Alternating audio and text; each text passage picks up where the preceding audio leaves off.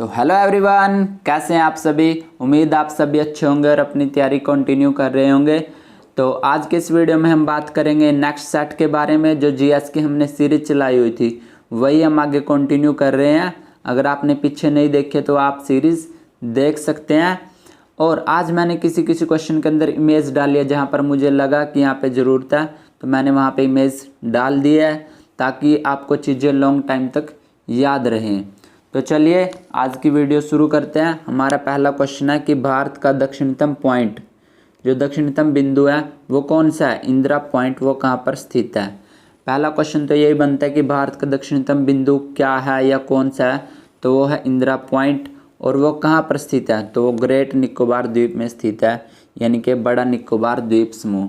और ये इमेज में भी आप देख सकते हैं, ये इंदिरा पॉइंट है। ये देखिए, जो ये छोटा सा पिलर दिख रहा है यही है भारत का दक्षिणतम बिंदु इंदिरा पॉइंट। लेकिन आपको इसको इंदिरा कोल के साथ कंफ्यूज नहीं करना, क्योंकि जो इंदिरा कोल है वो भारत का उत्तरी पॉइंट है। उत्तरी पॉइंट है भारत का, जिसे हम इंदिरा कोल कहते हैं। और यह किस द्वीप के अंदर स्थित है, तो यह है अंडमान एंड निकोबार द्वीप समूह के अंदर स्थित है। और इसकी राजधानी है port Blair. Port Blair. I hope कि आपको ये क्लियर हो गया होगा। चलिए नेक्स्ट क्वेश्चन पर चलते हैं। हमारा नेक्स्ट क्वेश्चन है कि चाणक्य को निम्नलिखित में से जाना जाता है, यानी कि जो आचार्य चाणक्य उसका दूसरा नाम क्या है, तो उनको विष्णुगुप्त के नाम से जाना जाता है। और उनका एक और नाम है, उनको ही कहते हैं कौटिल्य। आपसे ये क्वेश्चन भी पूछा जा सकता है कि ये किसके गुरु थे, तो ये चंद्रगुप्त मौर्य के गुरु थे। चंद्रगुप्त मौर्य। और चंद्रगुप्त मौर्य को मगध का राजा बनाने में सबसे ज़्यादा अहम भूमिका निभाई थी आचार्य चाणक्य ने। और इनकी एक बुक है जिसका नाम है अर्थशास्त्र। अर्थशास्त्र।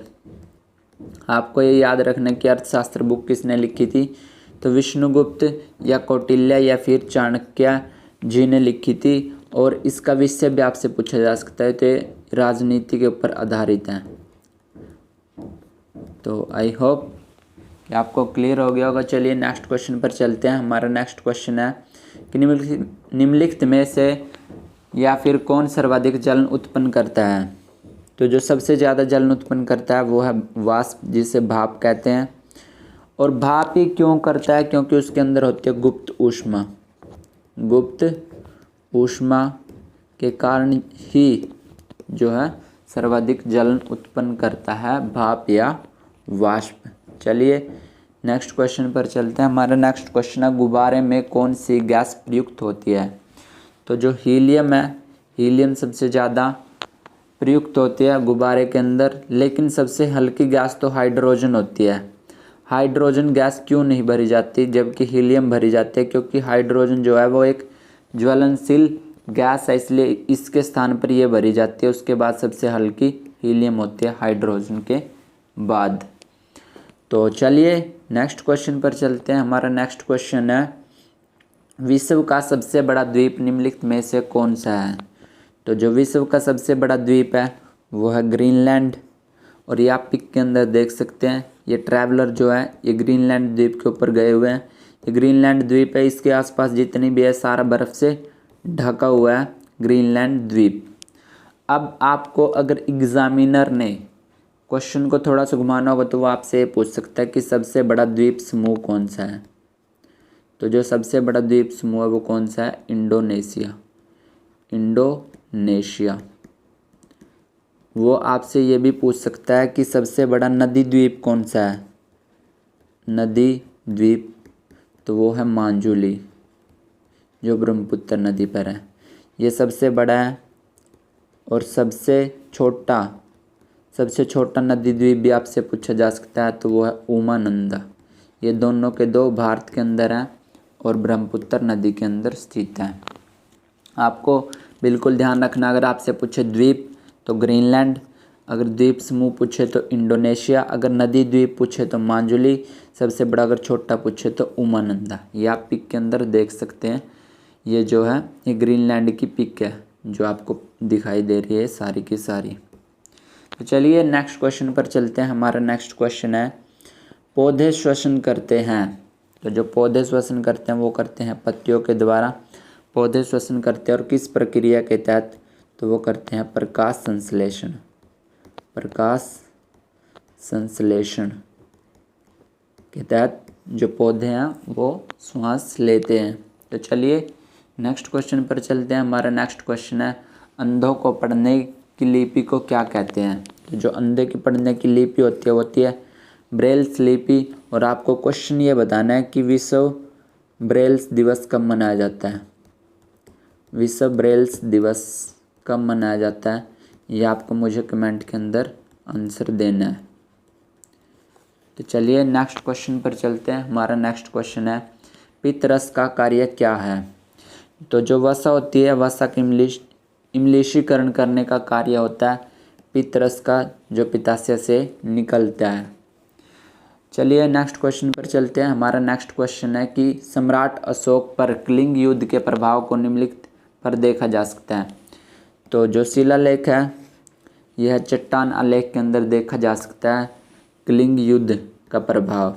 तो आपसे ये भी पूछा जा सकता है कि कलिंग युद्ध कब लड़ा गया था। तो 261 BC पूर्व लड़ा गया था कलिंग युद्ध।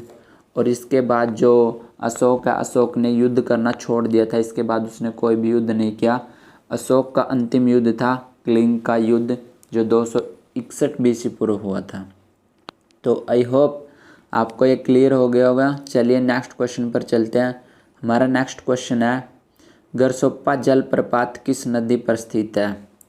तो जो गरसोप्पा जलप्रपात है वो श्रावती नदी पर स्थित है। कहाँ पर, श्रावती नदी पर, ये आप देख सकते हैं। और ये सबसे ऊंचाई पर स्थित है।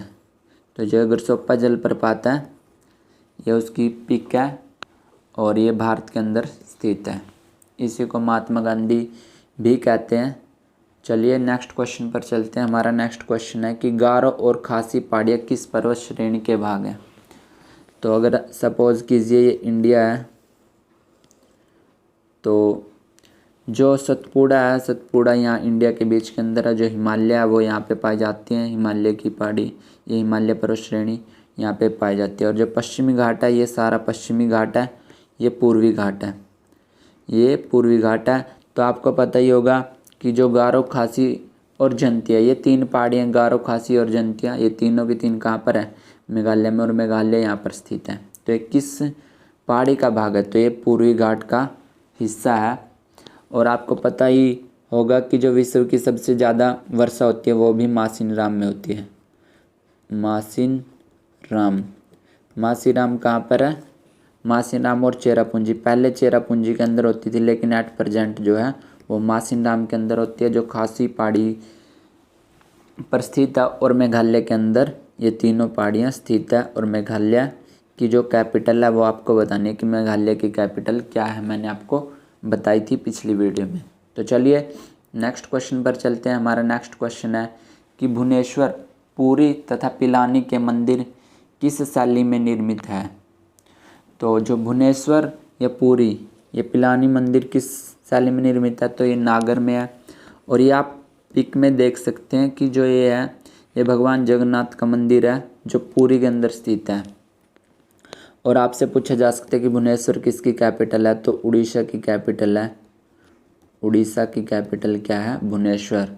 और सूर्य का कोणार्क मंदिर, सूर्य का कोणार्क मंदिर भी स्थित है कहाँ पर, पुरी के अंदर। आपसे पूछा जा सकता है क्वेश्चन ऐसे भी कि कोणार्क मंदिर किससे संबंधित है, सूर्य देव से। और एक क्वेश्चन ये पूछा जा सकता है कि रथ यात्रा कहाँ पर निकाली जाती है, तो वो भी कहाँ पर निकाली जाती है, वो भी पुरी के अंदर निकाली जाती है। और ये पूछा जा सकता है कि जगन्नाथ मंदिर, जगन्नाथ मंदिर कहाँ पर स्थित है। तो जो जगन्नाथ मंदिर है वो कहाँ पर स्थित है, वो भी पुरी के अंदर स्थित है, उड़ीसा के अंदर।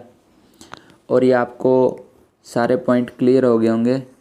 तो चलिए आज की डिस्कशन जो है आज हम यहीं पर ख़त्म करते हैं। मिलते हैं नेक्स्ट वीडियो में। और आपको एक क्वेश्चन का आंसर देना है, वो क्या कि जो देहरादून है, देहरादून वो किस स्टेट की, देहरादून जो है वो किस स्टेट की जो है कैपिटल है। और आपको मैंने एक क्वेश्चन पीछे पूछा था, आपको दोनों क्वेश्चन के आंसर ज़रूर देने हैं। तो चलिए मिलते हैं नेक्स्ट वीडियो में, तब तक के लिए टेक केयर, धन्यवाद, हैव अ नाइस डे।